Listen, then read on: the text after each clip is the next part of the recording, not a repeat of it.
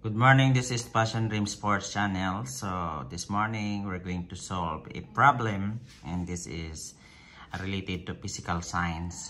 So we have here a problem now.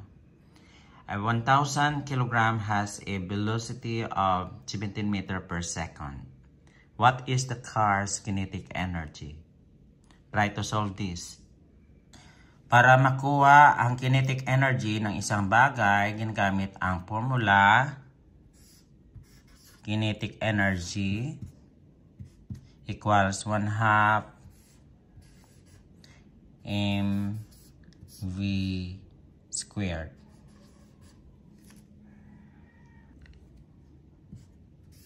Na kung saan ang kinetic energy ay naman siyang Ki ha, i-represent sa kinetic energy.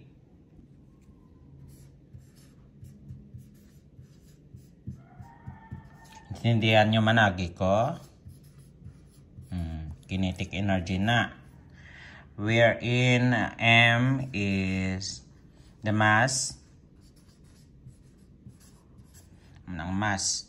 Kung saan naman ang V ay ang velocity.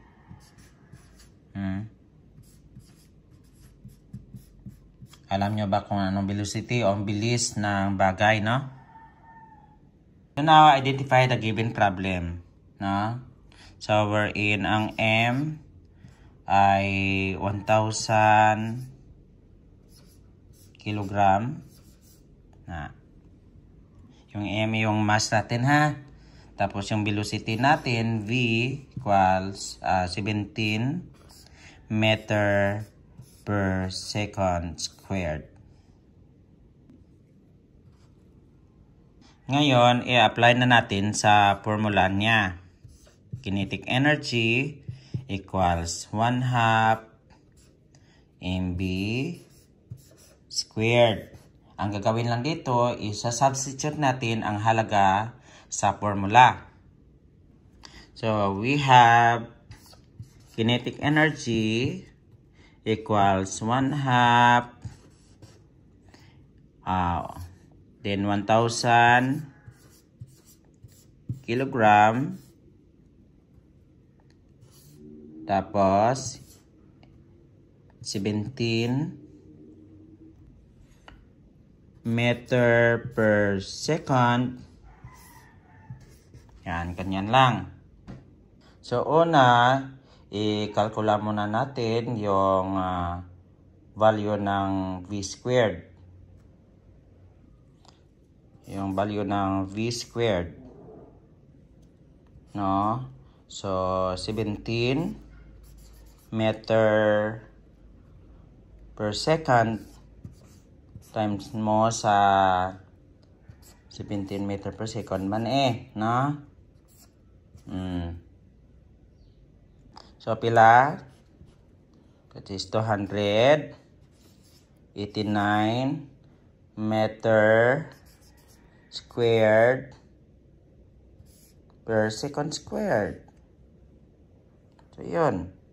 So, ito na yung B squared, no? I-multiply lang natin ang 17 meter times yes, squared mo. Kundi 17 meter per second times 17 meter per second. Sama na siya ang value sa aton nga velocity, which is 289 meter squared per second squared. Kaya nakuha na natin ng value ng velocity. Now, isa-substitute natin itong velocity niya sa kanyang formula. Pagkatapos na kalkulahin ang B squared, ngayon naman, isa-substitute natin ang value ng V squared. So, formula, Ki or kinetic energy, 1/2. Yan. Pasensya lang kamo sa agi ko, ha.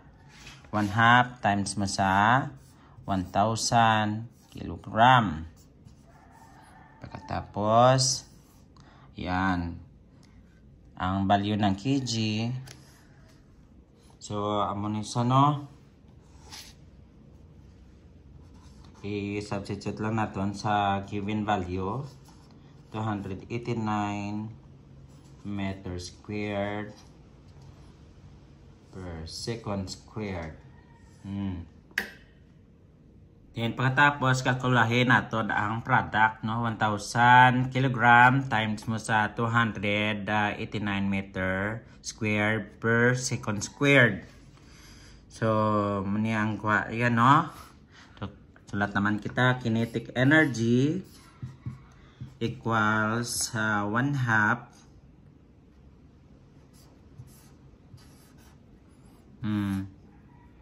1,000 kilogram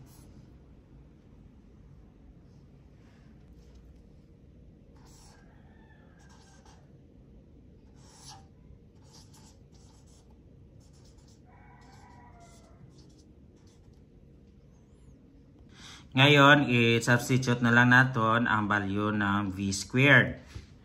So formula KE or kinetic energy equals 1/2 1,000 kilogram 8 times na sa 289 meter squared per second squared. Pasensya na kami sa aki ko. We are going to calculate the product. So we'll have kinetic energy pila equals 1/2 multiply mo ang 1,000 kg sa 289. So makakuha ka ng 289,000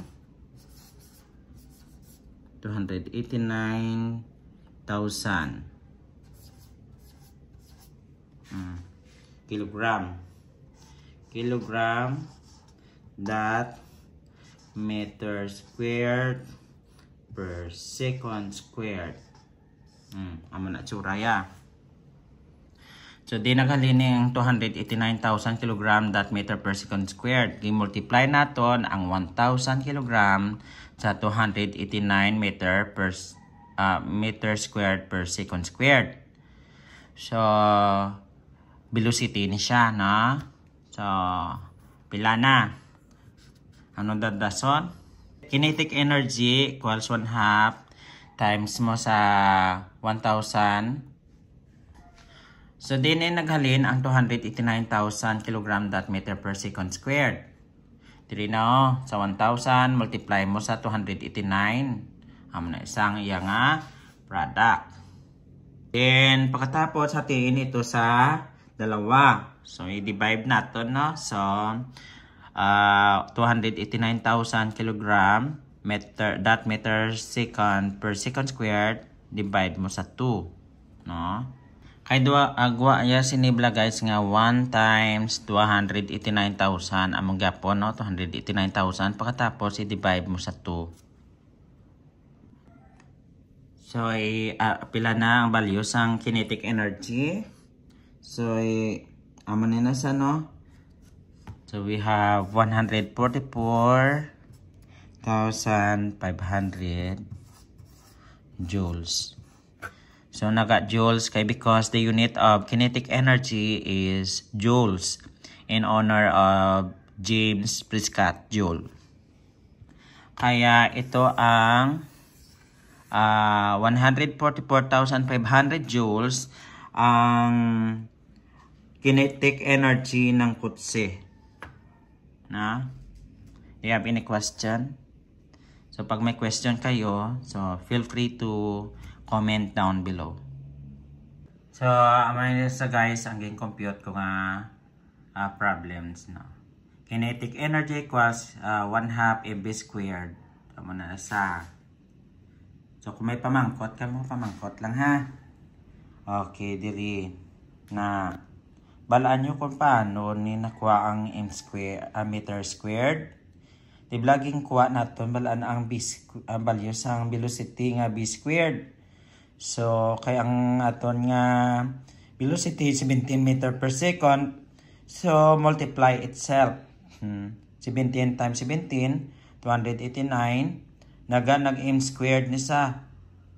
Nag meter square. Ay, ariyo. M times M. M squared. Dayon, nag-second squared. Second times second. 2 ka second mo. Kundi squared. So, guaya, 289 meter per second squared. Kag, amo na ni ang guaya. Pasensya lang kamo sa agi ko na. Inapakita ko lang sa inyo ang process. Thanks for watching.